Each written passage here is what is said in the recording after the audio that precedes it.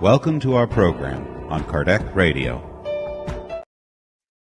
Hello, good evening, my friends. This is Angy Stewart from miainnerlight, and we are here live on Kardec Radio. Today is Thursday, 9 p.m. Eastern Time, and in this program, we studied two beautiful books. So the first book is this one, Heaven and Hell. Oh, wait, let me remove this. We don't need this in front of us because I am here. Oh, hello, Angela, pay attention. Very good. Let's go again. So we read this beautiful book, Heaven and Hell, and this other book, What is Spiritism? So what is Spiritism? Is a thing book. It's like a summary of everything that relates to Spiritism. And Heaven and Hell, a lot of people don't read this book because of the title. They are afraid of the book. So they are like, they don't read the book. But this book is a blessing because it gives us, it's divided in two parts. The first part is all about the theory, understanding so many subjects about Spiritism to give us a broader idea, a broader understanding of what it is. And the second part of the book is a part where many different spirits came to Kardec to talk how they woke up in the other side of life, the real life, the spiritual life. So this is the one that we are going to be studying tonight. We are in part 2, and tonight we are going to do chapter 2. So before we start all this, I just wanted to say to all of you that are listening to this recording, if by any chance you are in Miami, get in touch with us. We are on Coral Way, and we are open to the public in person and online every Tuesday at 7 p.m. Eastern Time. So it would be a pleasure to have you visiting our Spiritist Center. We offer movie nights, lectures, studies, fraternal counseling, charitable events, and volunteering. There is everything for all of you, even book clubs online too. So now let's just take a brief moment. Let's breathe, inhale, exhale. Let's put our water bottle next to us so it can be your medication. If you don't go to a Spiritist Center especially, it will be your medication for the time being. And let's do a prayer, asking the enlightened spirits to guide and inspire not just myself, but our guests of tonight, as well as all of you that will be participating and listening to this broadcast. Okay? Thank you. So God, our Mother and Father, thank you so much for bringing us together tonight to continue our studies about Spiritism. We would like to ask the enlightened spirits to come closer to myself and my friends that will be participating tonight, Teresa and Juan, so we can all be inspired, guided by enlightened spirits to be able to share our studies with all our brothers and sisters who will be participating and who will be later on listening to the recording. Thank you so much. So be it. Very good, my friends. Awesome. So let me bring my guest of tonight. So my first guest is Teresa. Hello. Hello, Teresa. You are not new to the channel, but tell us where you are located. I live in Vermont, and I do a lot of Spiritist studies online with different Spiritist centers. And I'm here with you here tonight, and I'm so happy. And thank you, thank you, thank you for the opportunity. Thank you. Thank you for having you with us. We know each other for such a long, long time, since I was in New York. And I'm already here in Miami since 2017. Wow. Time flies. It does when you're studying a lot. Yeah, that's good. That's good. I like it. So my next guest is Juan. Hello, Juan. How are you? Hi, Angie. How are you? I'm good. Better now that I have you and Teresa here. Flattery will get you everywhere. Very good. So, Juan, where are you located? I'm in Coral Gables, in Florida. I'm a member of the Miami InnerLight group, and been there since couple of years now. And Yes. yeah, time flies. And before that, the Conscious Living Spiritist group, and before that, Teresa's CEFA, Oh, yeah. CEFA group. Yeah. Yes. But I'm So, new to Spiritism. It's only been like 10 years. Still wow, learning. 10 I'm years still is wanting to a learn. Yeah. lot. 10 years is a lot. A lot of people, like, most of the members of Mia in the Light, they are very new to Spiritism. Very, very new to Spiritism. Teresa, the profile here is different than in New York. Teresa knows me since Inner Enlightenment, the other Spiritist center that I opened. There is more like to Brazilians and sometimes some foreigners. But here, most of foreigners and few Brazilians that speak English. What? So different, but most of them kind of new to Spiritism. So Juan, 10 years, you are not new anymore. That's very good. That's very, very good. So, hi Judith. I didn't even see you here. Very good. Nice to see you. Miss you in the center. So, let's start. We are going to be talking first about the book Heaven and Hell. We are going to be talking tonight about the part 2, chapter 2. So we are going to be talking about the happy spirit. So before Teresa and Juan start talking about what happened to each spirit, because there are many spirits that they come and they talk about how was their awakened in the other side. So the happy spirits, they, Kardec is like me. If you have two cups and they both have a half, you have like two cups. They both have half of water. So as you look at that, it's half a full or half empty. It always depends on who is looking. If the person is positive, it's half a full. If the person is negative, it's half empty. So Kardec starts with the positive. So, there are many levels of spirits from the super happy to the super unhappy. So he starts the chapter with the happy spirits. So the happy spirits, general talking about, they are the ones who were already evolved when they were on earth. They already had an understanding that everything on earth is something that passes through. Even the problems and the pains we had, they were done for us to grow, for us to learn. They were like obstacles that we had to overcome to grow as a person.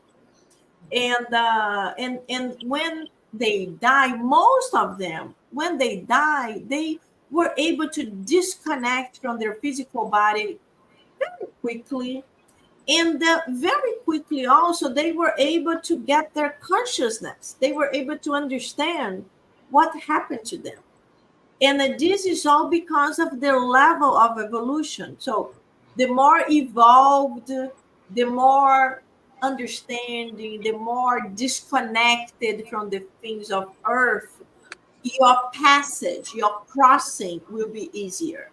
The more you are too connected, when you think about your material possessions, when you are too connected to even to family members, or when you keep a lot of grudge against people or against things, all this become a problem that brings you down and bring difficulties for you when you wake up in the other side.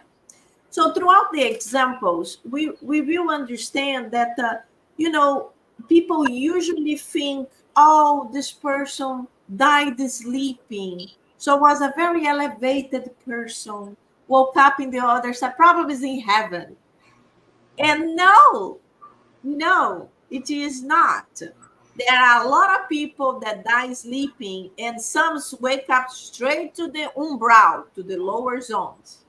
And there are others, yes, they have a more, a faster, a better waking.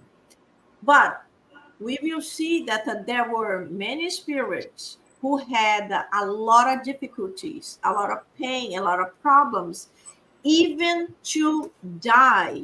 The process of death was difficult, was not like, we already know that dying is not an easy process, okay? Dying is difficult. There is no death that's, oh, so beautiful. No, it's not like that. You're gonna have a car accident, you're gonna be shot, whatever will be the way. You're gonna have some kind of a terminal disease. It's always difficult, but it's a big gradation of how you wake up in the other side. So this is like a summary of all the spirits, and focusing on today will be just the happy spirit. And Kardec brought us many examples, but we chose some so we can talk a little bit more in detail about each one. So we're going to see the time, and we're going to see how we can do. And probably the next time we will continue with the happy spirits, because the happy spirits is kind of a longer chapter. The next chapter, the chapter 3, is much smaller and talks about the spirits that are kind of more or less. They're not happy, but they're not unhappy. They are medium spirits, and it's a smaller chapter. So let's see what we can do. So right now, let's start talking about the first spirit that Kardec mentions. So I will read a little bit, as I always do, about this gentleman, and then I will invite Teresa and Juan to talk more details about him. So his name is Mr. Sanson. So Mr. Sanson, one of the earliest members of the Spiritist Society of Paris, he died in April 21st, 1862, after a year of intense suffering. Foreseeing his end, he had addressed to the president of the society a letter containing the following message, the following passage. In view of the possibility of sudden separation of my soul and body, meaning if I die, I repeat the request that I made to you a year ago, that you will evoke my spirit as quickly as you possibly can after my decay, after my decease, and as often as you may think fit to do so, in order that I, who have been but somewhat useless member of our society, may be of some use on the other side of the grave, by enabling you to study phase by phase various incidents that follow what we call death, but which for us, the Spiritists, is only a transformation according to the impenetrable designs of God.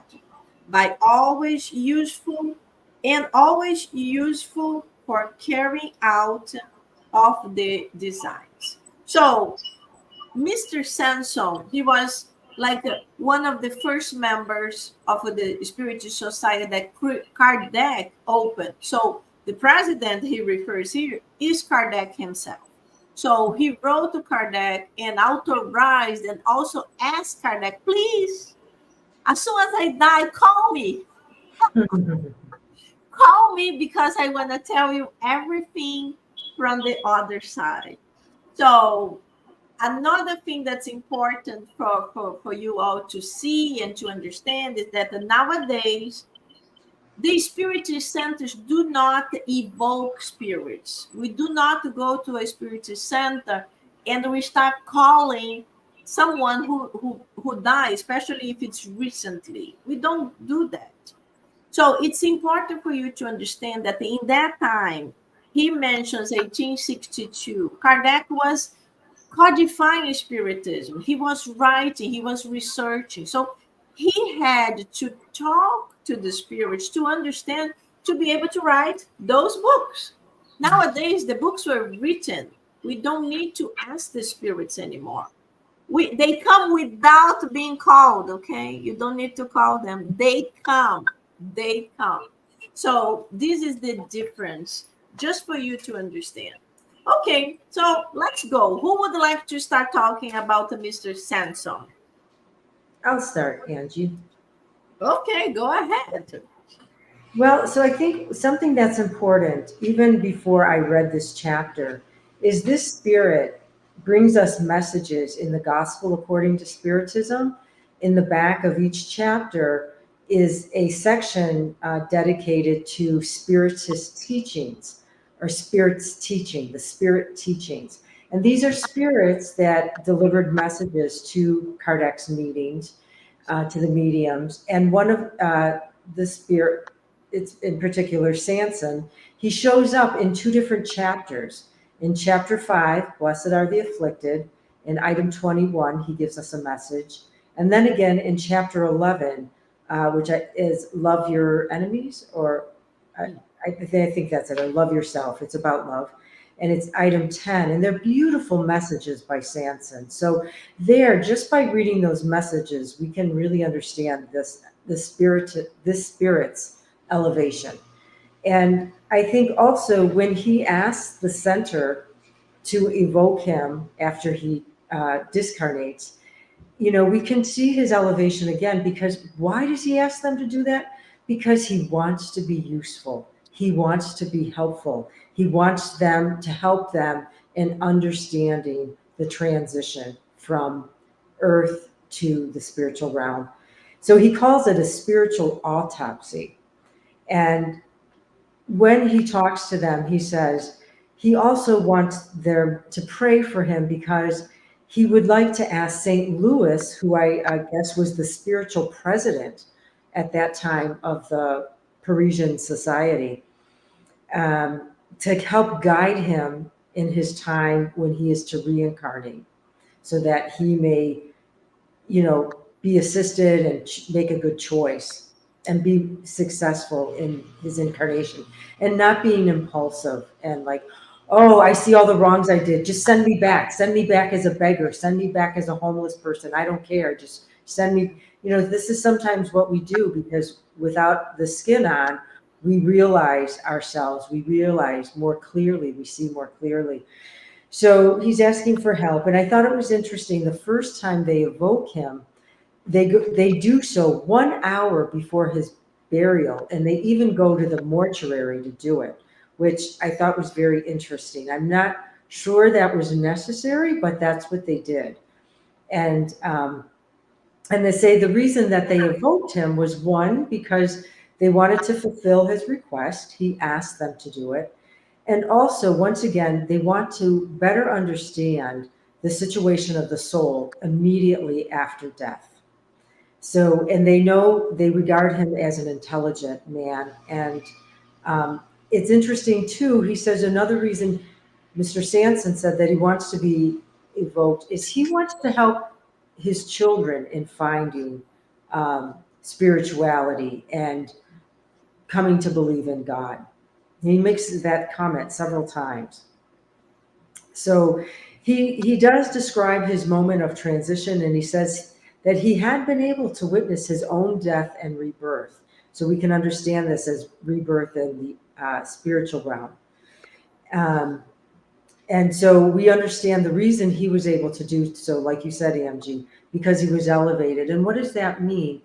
He had the two wings, right, of intelligence, knowledge, but also of charity, of doing service and morality, that he lived his life rightly. And so he tells him, he says, I'm quite happy. I feel none of my former pain, because his death, he had suffered a lot. He had some great physical pain. They don't tell us what he actually died from, but that he did have a lot of physical pain. And so he says he finds himself now in the spiritual realm, and he does not have this physical pain anymore. And again, he says that, before he died, he prayed to God that he would be able to speak to them at the society. And so he feels like he was heard, and he recovers his lucidity, his consciousness, only after 8 hours. So we don't have anything to judge that by, but we can assume that perhaps sometimes it can even take longer. And one of the spirits allude to even several years of being in this state of confusion. Exactly. So this part is very important, because most of us, we don't even know how we are going to wake up in the other side. And the majority of the people, even the spiritists, even the ones we study so much, when we die, there is a period of perturbation, a period of, like, it's almost like when we are waking up from anesthesia. We are kind of we hear voices, but we don't want to open the eyes, and depending on the person, some even vomit, others like start saying things that are kind of crazy, and little by little you start having the understanding, oh, I'm back. It's more or less like this in the spiritual realm. Even Chico Xavier, the Brazilian medium that so famous, that psychographic of over 440 books, he mentioned that the majority of the population would be ideal to wait for 72 hours in order to have a burial, or to, especially if you want to be cremated, because 72 hours is enough time for the spirits that guide that person, not necessarily the guardian angels, but the spirits that are responsible for the disconnection of the spirit from the body, to totally disconnect. And then this person could be cremated without any problem, because wouldn't be attached to the body anymore. So 8 hours is quite a quick.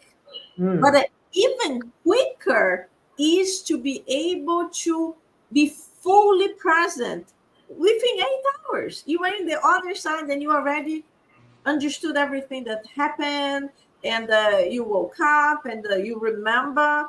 And one of the things he mentioned, as you said, is that he remembered when he was dying, because he had the feeling he was dying at that moment.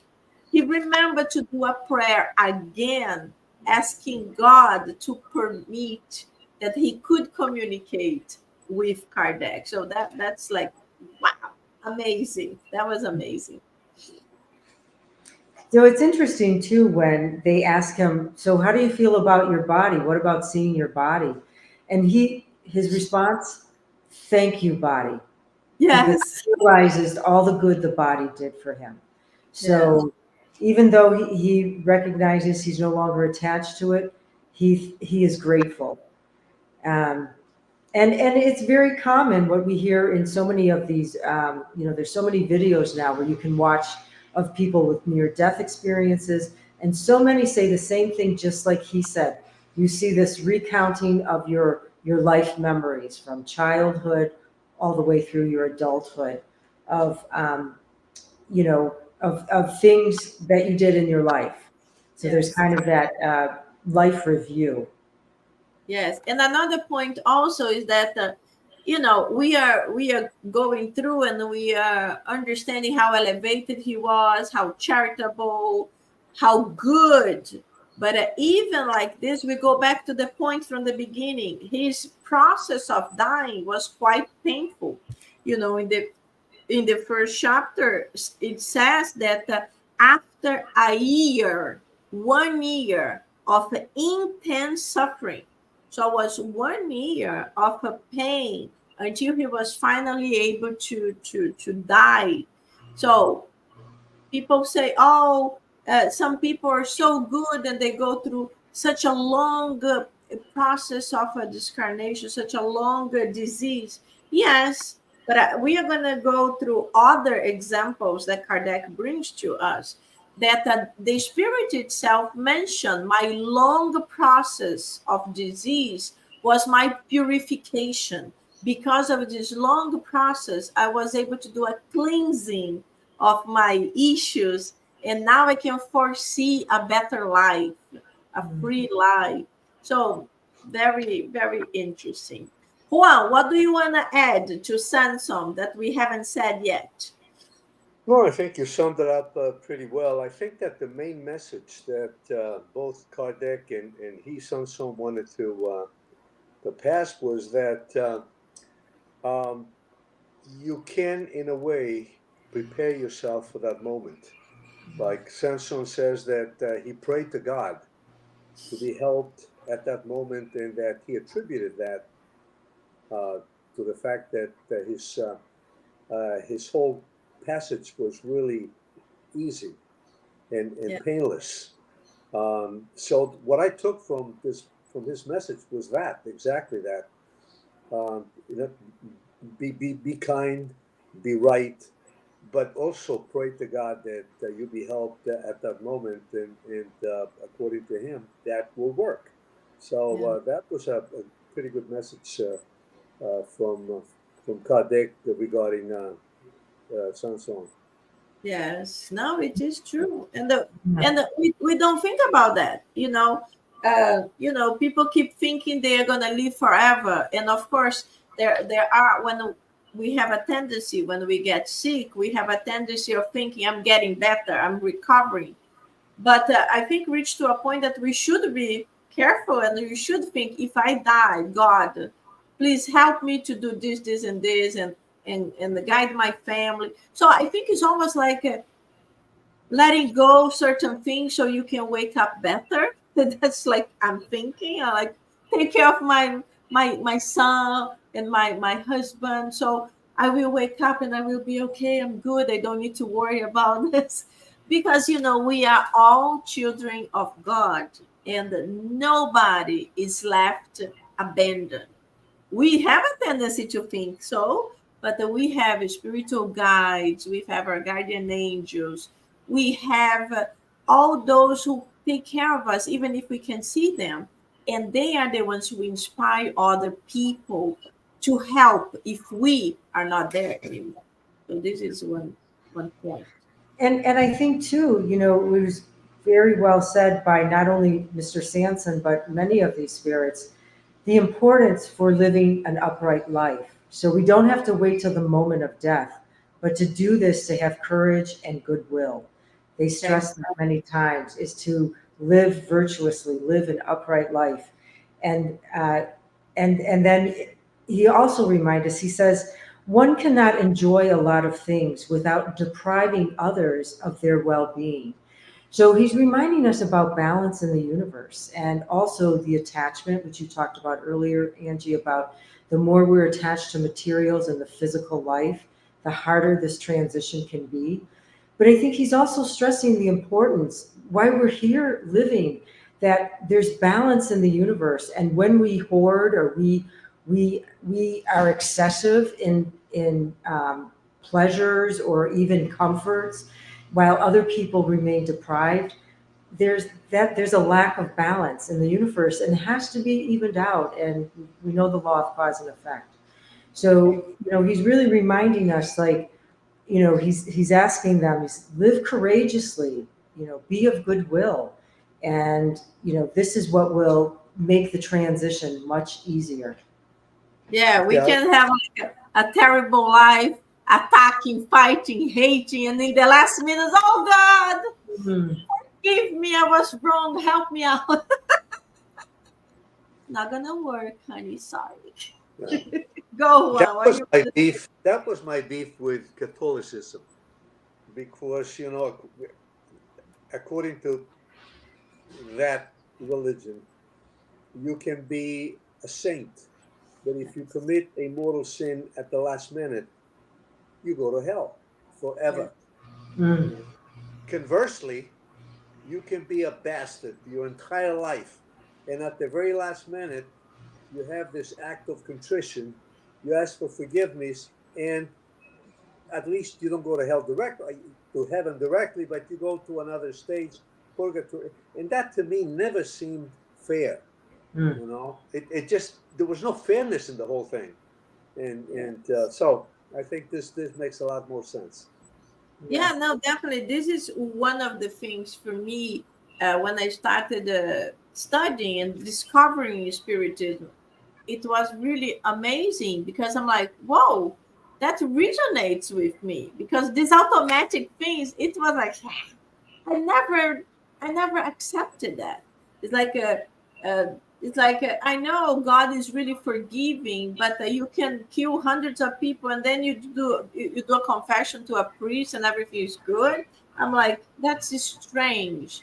And even worse is like a person that was always good, and in a moment, who knows what went through, commit a horrible mistake, and then is condemned forever. That's not good either. So Spiritism give us this idea that everything has balance. Everything has balance, and the best of all is there is hope for everything. Everyone will be helped because God loves us all. So even the one who committed the worst crime, one day he will be redeemed, and he will be fully good because he understood, and throughout the reincarnations he started doing his own purification through his own good acts that he has to go through. So this is very, very good. Anything else we have to say, and Mr. Sanson, or can we move on?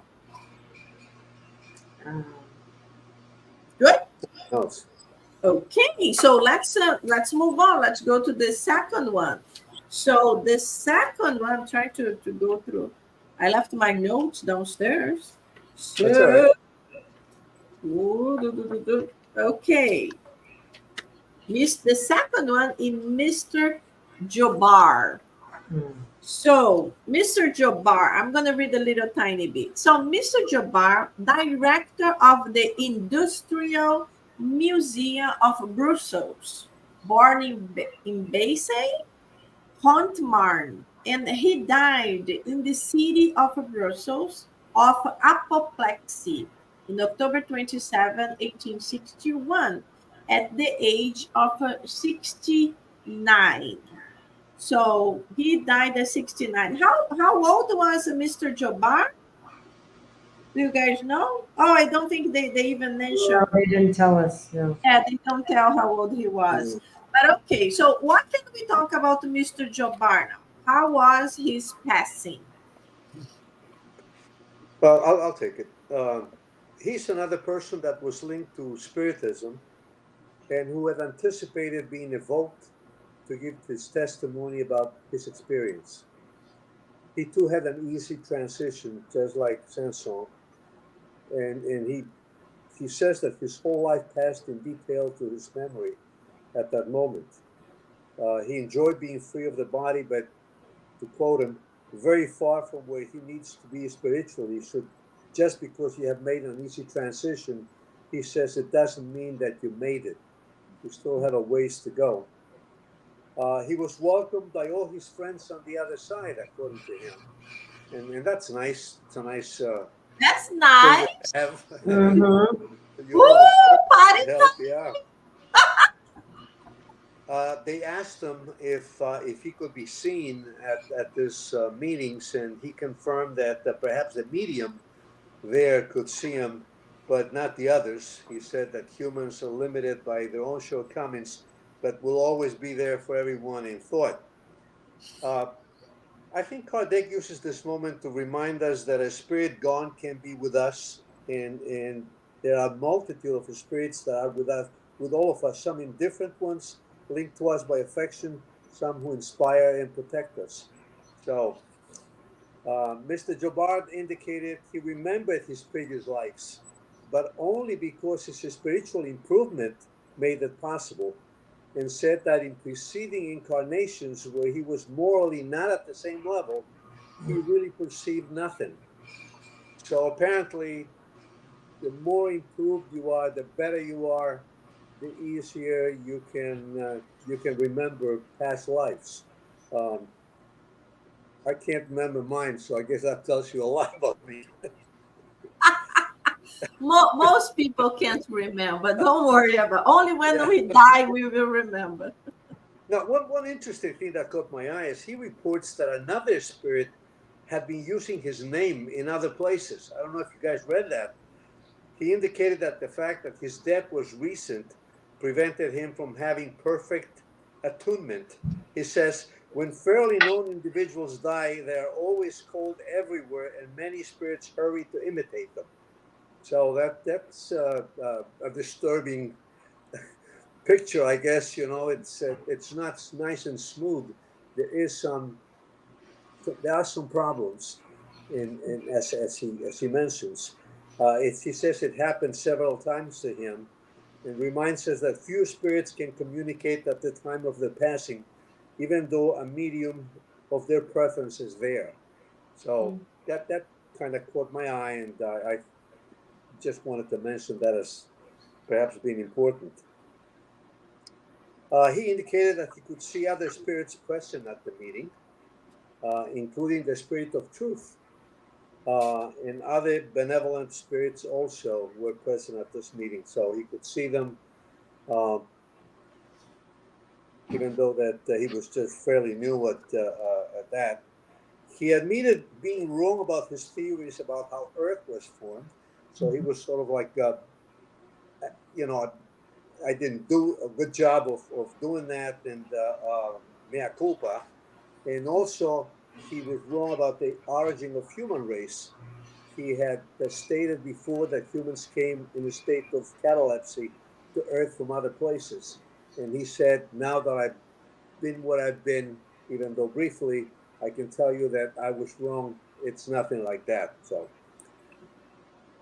he was in awe by the marvelous spectacle surrounding him, and he wanted to everyone to know how good it was. And he said he looks forward to the day when he will no longer be evoked, because he is the current fad. Apparently, those who die last are more evoked than others. But he wanted to be evoked because of his potential contributions, as opposed to just because he died recently. That's just about it. It was just a couple of pages on Mr. Jabari. No, very good. Teresa, anything you would like to add? But the theme is always the same. You know, if you're good, if you have a righteous life and all that, it'll be easier for you to make the transition, which is the point that Teresa was making before. Yes. Thank you. And one good thing is that, for most of us, it's really sad to see someone that we love deteriorating and being close to death or dying. But the beautiful thing of Spiritism is that it brings us this other perspective, the perspective that after you die, you will wake up, and most of the time, quite quickly, you will recover from whatever disease you had, from whatever is the situation that brought you to die. You will recover, you will feel better, and you will look at your physical body just like old clothes that you can throw out. I don't need that anymore. And what you just mentioned, Juan, you will meet your friends, you will meet your family members who passed before you, because love connects us. So if you have this loving relationship with other people, when you wake up in the other side, imagine how wonderful it is to see your grandmother, to see your friends who died, to see people that you care. It's wonderful. So this makes us to feel better about the death. So Absolutely. let me see what Judith asked here. So Judith said, so we need to improve ourselves in this life in order to have a better past.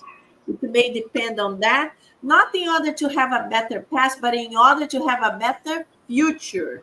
Mm. Because if we improve ourselves right now, that's why we say be better tomorrow than whatever you are today.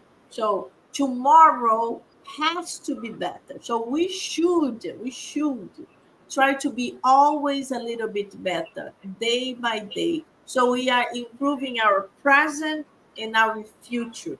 Because as Chico Xavier, the Brazilian medium, always said, we cannot change our past. Whatever happened, happened, but we can always change our future, making it better. So, as we are studying, if we improve our moment right now, be more charitable, more understanding, more loving, forgiving the people that we don't like or the people that hurt us, we are building up a better future for us. We are building up a better awakening in the on the other side of life.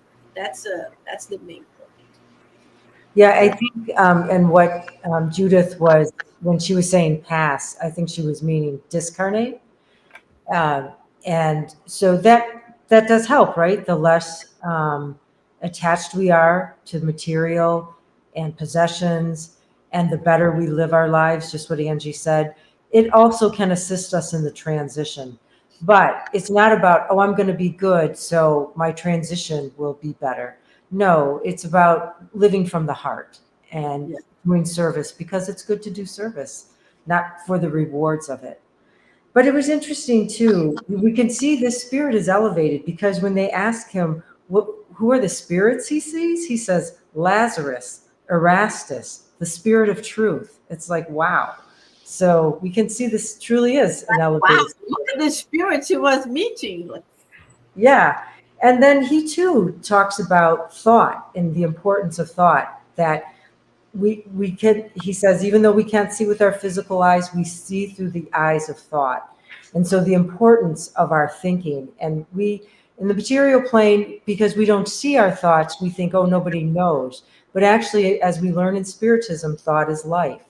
And so that's where it all begins, and our level of vibration of what we're putting out there, we're attracting back to ourselves. And so they're reminding us again how important thought is. And I have to say, Juan, when you pointed out about that comment that other spirits were imitating him and answering for him, I too was struck by that. However, I thought I understood it as because he was not ready and he was a well-known person, and so he was being called upon from many different communities. So my impression was it was a spirit answering on his behalf because he was not in a place that he could respond yet. So it wasn't like someone was stealing his identity, but it was, it was allowed to happen to, to provide answers. So perhaps another spirit with the same elevation as him until he was able to speak for himself, because there was some, right after his passing, he was not available to converse. And then he tells us, because they ask him, someone makes a contribution on his behalf, but he makes a point to say, we don't need money in the astral, in the spiritual realm. We do not have need for money. So I think that's important. So for, really holding on tight to money and really invested in the power of money, it is not going to matter on the other side. exactly, exactly, exactly. So just because our time flies, we need to move on to Samuel Philip. So I will read just a little bit about Samuel. Samuel Philip was an upright man in the purest acception of the term. He was never known to do a wicked thing or to have unwillingly injured any human being. His devotion to his friends was unbounded. Whoever needed his aid was sure to obtain it, even though at loss to himself. Isn't that amazing? A man that never did anything wrong and was always there for his friends or to anyone who needed him. That's why this chapter here is the happy spirits, because they were really good spirits. I'm like, I feel bad just to read about how good they were. I'm so far away from this. So what can we talk about Samuel? Well, you mentioned that, but he also admits that while his last life was exemplary, it was because he had to atone for mistakes in prior lives.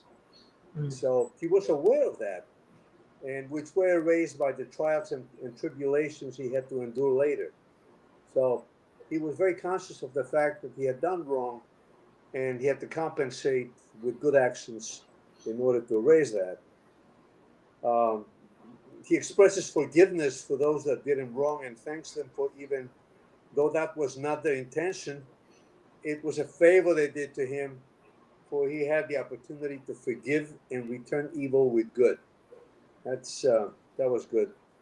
That's Good to see feeling his to read that. Mhm. So one thing is, he had conscience that he had a previous life that was not good. So when he went into this incarnation, consciously he wanted to do good. But we know that many times when we incarnate, we take wrong decisions. But he was able to fully do what he wanted. So he was fully prepared to face anything and to do good, because he also went through lots of problems. But there is a passage that he says thank you to all the ones who gave him trouble, problems, hatred. He thanks them because these were lessons for him to get even better. So it's like, wow. What else? Yeah, so I think he's really helping us to remember when we have trials and when we have difficult people in our life, that perhaps we've actually asked them to help us out a little, and we forget, though we don't have the memory of that. So maybe we can try to remember that when we have difficult things we have to face or difficult people to interact with. Very hard to do. Yeah. He, I think it's even important to say here, he was not a spiritism. He was not a spiritist like the other Yes. two. So that's important to say. And, he says that he didn't try to cling to life. And so he woke up feeling very calm, and he felt like he had been asleep, and he doesn't know how long it lasted, but he woke up feeling good and without agitation. And he says that he sees his wife and his friends kneeling and weeping, and he says he wanted to correct them and let them know he's not dead, but he wasn't able to articulate that to them. Um, let's see. And he talks about recovering his consciousness a little bit different, because he says it wasn't all at once. It was kind of gradual, and he would kind of go back into being more like sleep, and then he would wake up again. So it came in spurts and gradually came back. Yeah, this is good, because show us how we are all different. Even if he was so good, there are differences between all the spirits that we are talking. The first spirit was fully aware of himself with 8 hours. The other one, I think, was a couple weeks. And this one was in and out. So this is for us to understand how different it could be for even for good spirits to wake up in the other side. Yeah. And what can we say about Mr. Van Durst? This is another one. So this one, Mr. Van Durst, formerly employed in a government office, died at Antwerp in 1863 at 80 years of age. A medium having inquired his spirit guide a short time after his this gentleman's disease, whether he could evoke, received the following reply: this spirit is passing very slowly out of the state of confusion. So he was still in that state of confusion. It would be possible for him to answer your call, but it would be difficult and fatiguing for him to do so. You had better wait 4 days longer when he will be ready to reply to you. So this is another example. So he could reply, but he would be tired and it would be difficult for him. But then if you wait 4 days, he will be okay to do so. And that's basically what they do. They wait 4 days and then they call him to know how was his awakening, and then he answers. Yeah. So what can we talk about him? But of all the ones we talked about, this is the one that to me was a little different, because he acknowledges that passing was confusing. He was feeling and not feeling alive, seeing his body and feeling strongly connected to it, but unable to use it. He's the only one who makes that statement. Yes. He also says that it was tough to see those he loved, and sensing that thought that connected to them was going to vanish. You know, he was kind of sensing the loss, that lost connection that he was going to have with them. And he says awful cruel time. Unlike the other guys that said that smooth transition, not a problem, you know, it was nice and easy. You know, Van Durst really says it was a little tough. You know, a lot of things happened to me.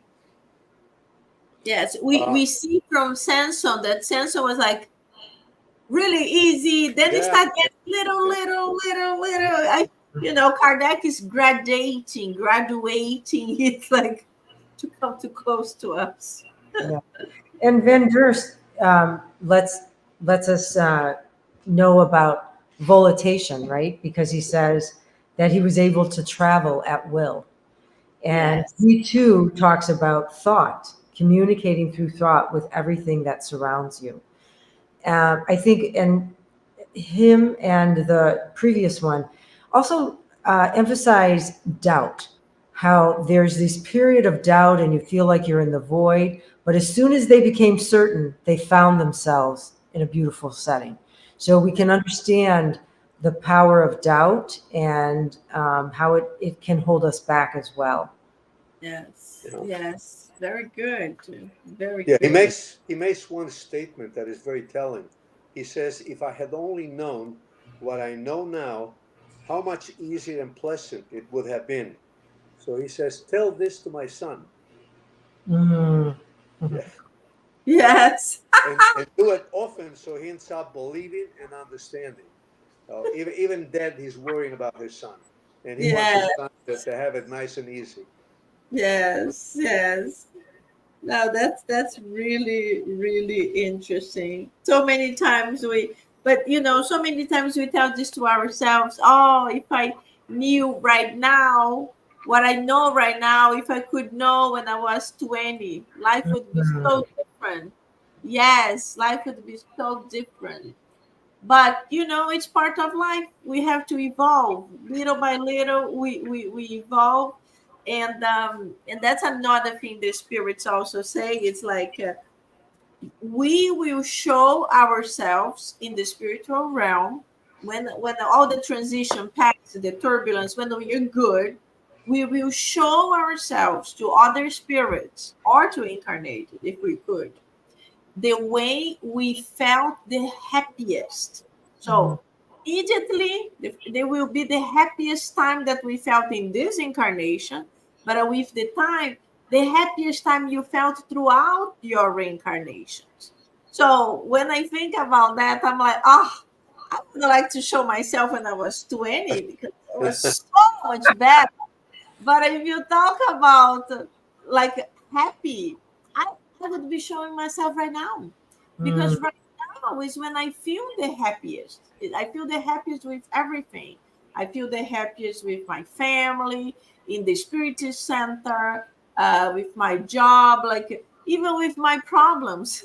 So I'm like, yeah, I'm not gonna show myself with 20, but maybe I can do a little stretching, like just You won't have to worry about the body, Angie. goodness. So let's see. So Judith, she said that was the answer for one question I had. Oh, very good, Judith. I'm glad. I'm glad. Yeah. So there are so many others, but we don't have more time. So next time we will continue talking about the 6 deniers, and hopefully we can talk about all the other spirit. Let me see. My goodness, I don't even know when it finished. It's a lot. Very, very, very, very big chapter. Yes, look how many goes until page 75. So probably we will have to do like a summary so we can grab all the rest of the happy spirits in the next meeting. So very good. Let's move on to our next book because we always give such a short time. So this is this book. What is spiritism? What is spiritism? So I highlighted here the most important phrases so we can basically summarize it. So Juan, could you read for me the ones marked in blue, please? Sure, be happy to. Frivolous meetings result in attracting frivolous spirits who are looking for nothing else but the opportunity to deceive and mystify. Every spiritist meeting must be serious and must occur respectfully, religiously, and honorably if its aim is to obtain the habitual concourse of good spirits. So in this moment of the book, Kardec is talking about the spiritist centers, what we do in spiritist centers. So basically, is if the spiritist centers are having frivolous meetings, they will attract frivolous spirits. So that's why in a spiritist center that's really good one, everything is pretty strict. We are not there playing jokes. We are studying, we are praying, we are trying to improve ourselves. Then we can obtain the help of the good spirits. That's why it's so important. Okay, Juan, you can continue. Those believers who are already inclined to mock the most sacred beliefs cannot see something serious where entertainment is involved.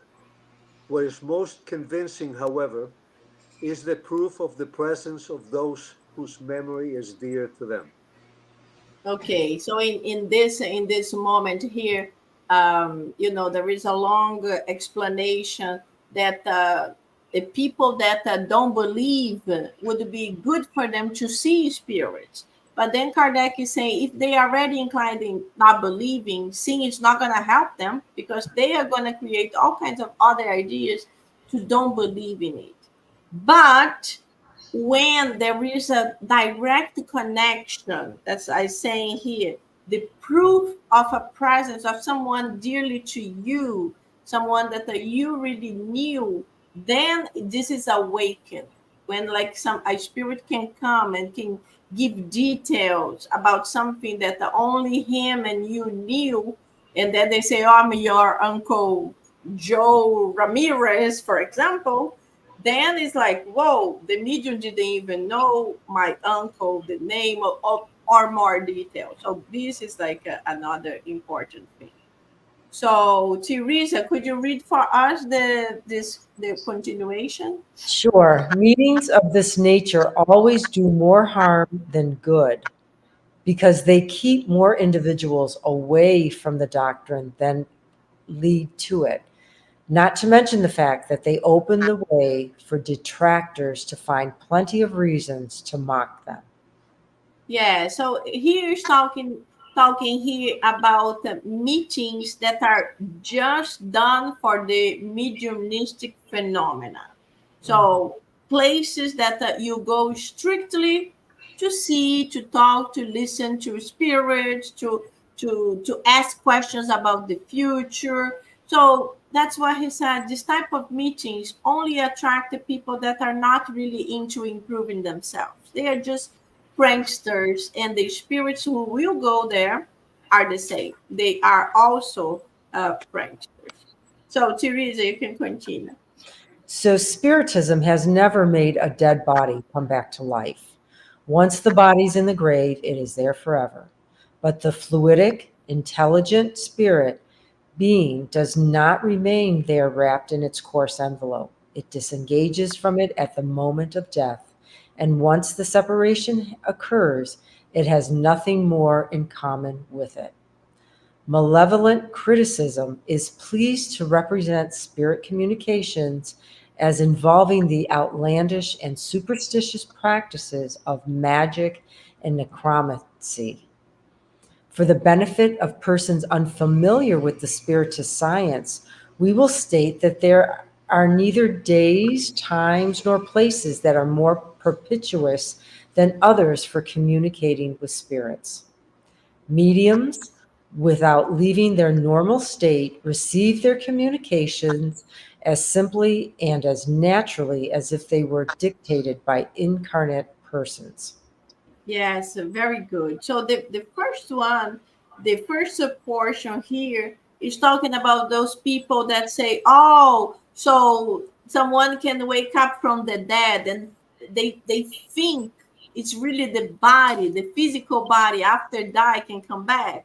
And no, if science said it cannot come back, spiritism is not going to say it's coming back. What can comes back is the spirit through a medium, but not the physical body. If the person died, if the disconnection happened, it no not nobody is coming back.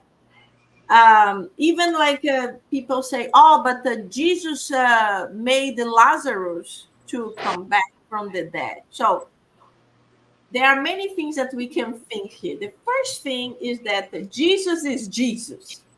Me, I am myself. The level of energy when we talk that mediums can donate the ectoplasma. When you think that Jesus is the governor of the planet, who spent 1,000 years shrinking himself to be able to finally reincarnate on Earth because he was so bright and so much light that he had to do this process to be able to come back, you already understand the level of ectoplasma that Jesus had and the one I have. And another thing, nowadays we also mention that there are, for example, there were people in the past who were buried and they were dead, and then they woke up when they were already in the coffin. So, what science says is that they were not dead, they were in that type of disease that makes your body to look like it's dead. You go into a very slow movements of the heart, so you cannot feel it. You look dead, you seem dead, but you are not fully dead, and then you can come back. And so this is different. But if your physical body really is finished, then there is nothing that we can do to make the spirits to reconnect to the body.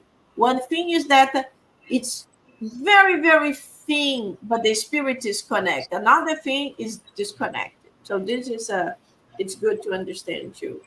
And so the other comments talk about all kinds of crazy ideas people have about spiritism. You know, they think like we talk to the devil, all kinds of ideas because of lack of knowledge, because of ignorance in the sense of ignoring what's going on, ignoring what we do.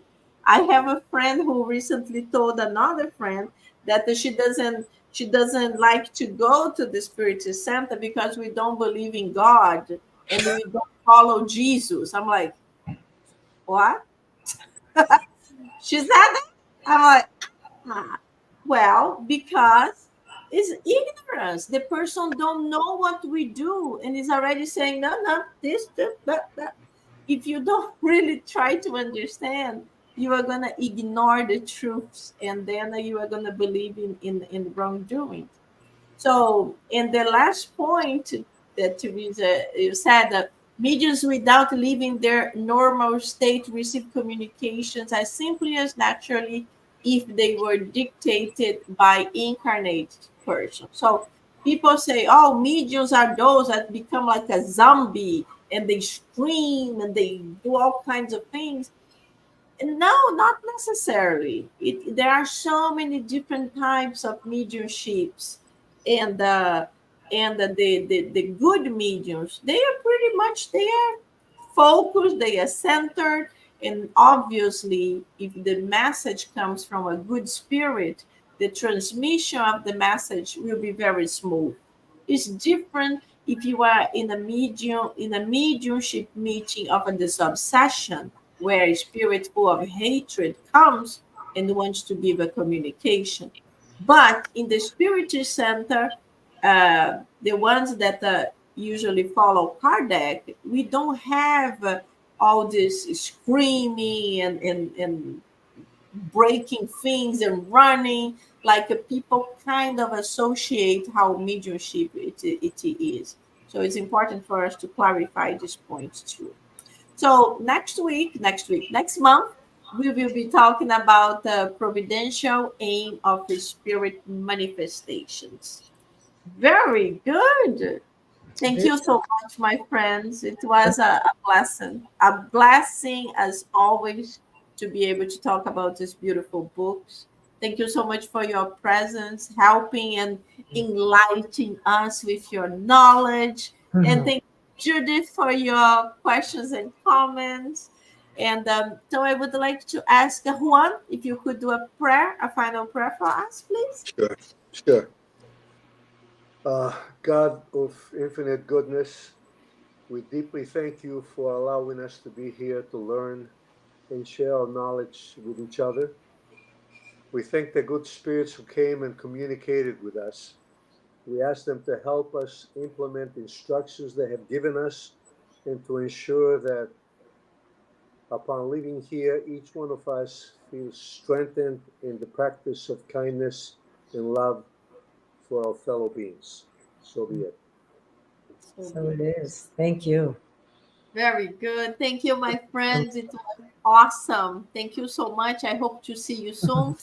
Thank you, all of you that watched us or are going to be listening. Join us again next month. And if you're here in Miami, come to Mia in the Light and visit us in person. Thank you. Have a wonderful night. Good night, everybody. Thank Bye-bye. you. Thank Bye you. bye.